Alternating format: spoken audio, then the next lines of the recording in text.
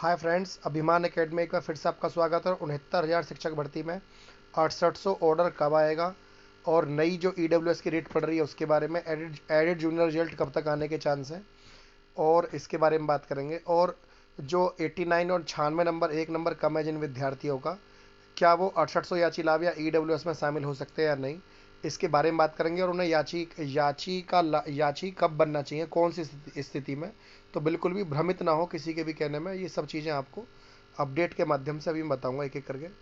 सबसे पहले बात करते हैं 6800 ऑर्डर की। देखिए, 6800 ऑर्डर फरवरी में तो अब आने से रहा, क्योंकि शनिवार रविवार की छुट्टी है। अब मैंने आपको बताया था मंडे में खुलेगा, मंडे ट्यूसडे वेडनेसडे, तो बिजी शेड्यूल है। इस वीक में आने के चांस कमी है। मे बी मार्च के फर्स्ट वीक में, होली से पहले आने के पूरे पूरे चांस है। तो अब मार्च के फर्स्ट वीक का आपको इंतजार करना होगा। और जो नई ई डब्ल्यू एस रेट है, ये आपका इसी वीक में पड़ जाएगी।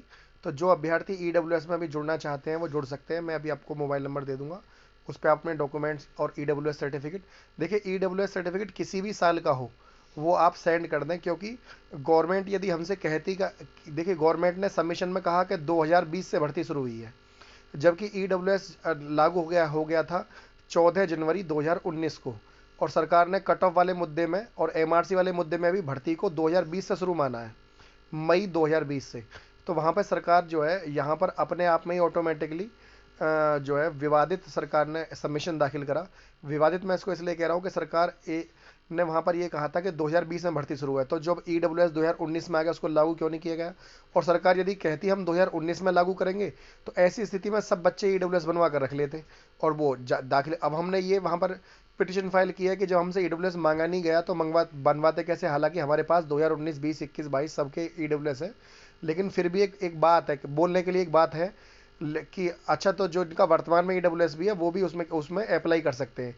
लेकिन अगर यदि पुराना है तो ज़्यादा बेहतर है ना। लेकिन कोई भी अभ्यर्थी अगर वर्तमान में ई डब्ल्यू एस भी बना हुआ है तो उसके साथ भी अप्लाई कर सकते हैं, पहली बात।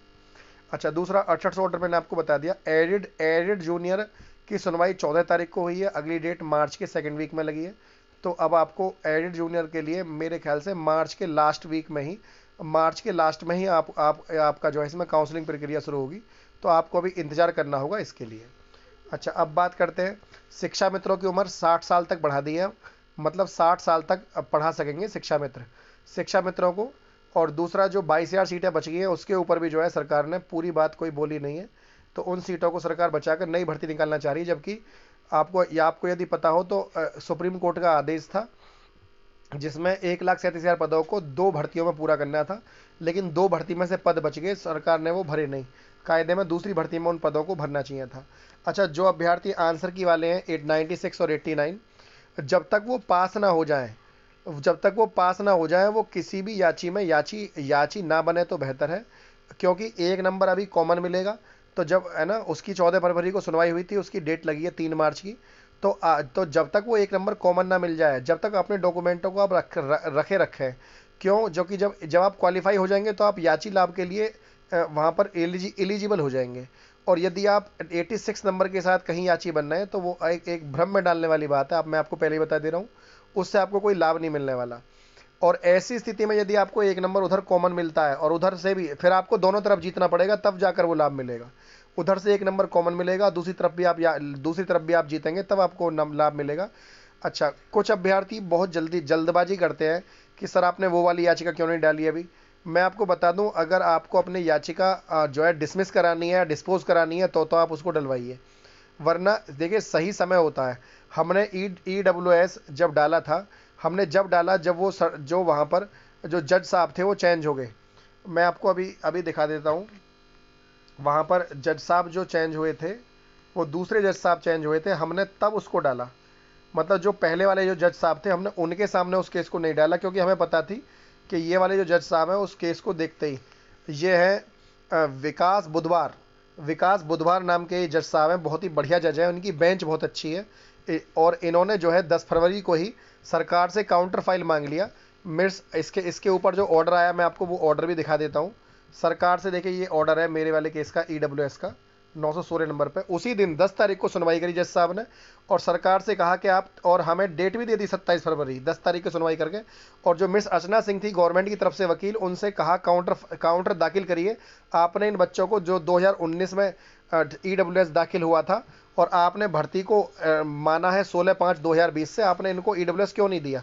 तो देखिए, एक अच्छे जज के सामने यदि केस को डाला जाए तो ऐसी बात नहीं है कि वो अभ्यर्थियों की बात नहीं सुनते हैं। तो कई बार बेंच भी देखनी पड़ती है, किस बेंच में केस डालना चाहिए ताकि हमारी सुनवाई हो सके।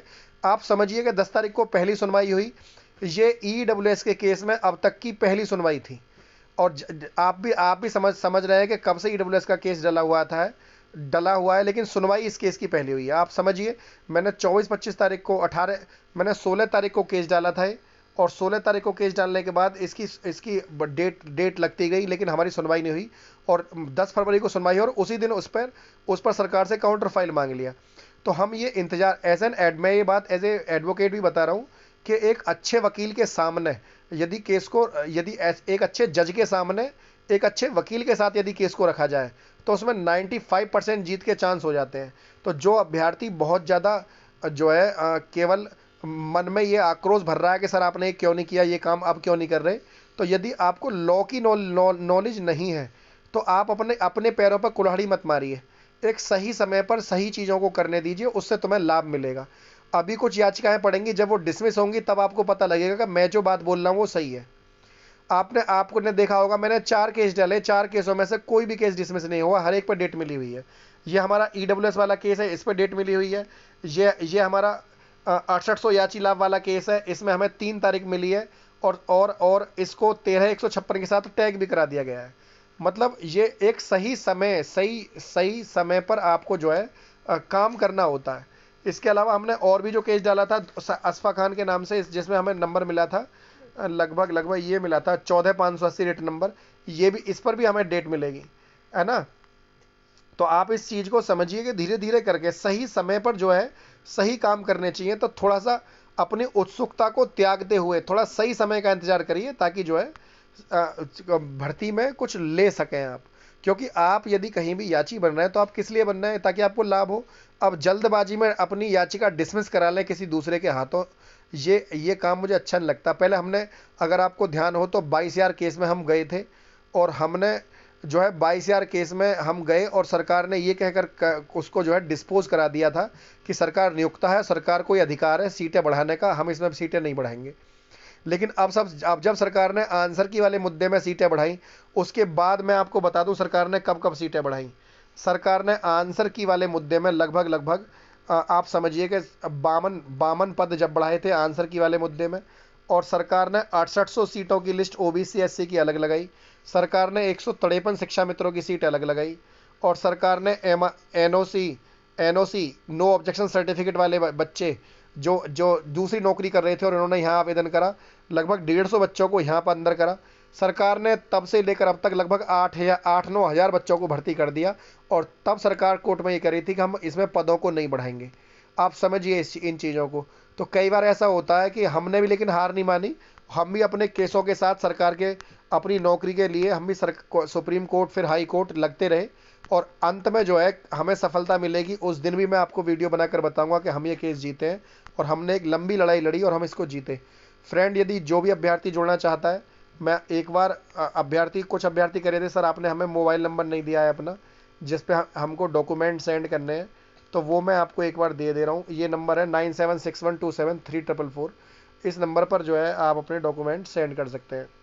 तो फ्रेंड, यदि वीडियो आपको अच्छी लगी तो वीडियो को लाइक शेयर और चैनल को सब्सक्राइब करना ना भूलें। आज के लिए इतना ही। जय हिंद, जय भारत।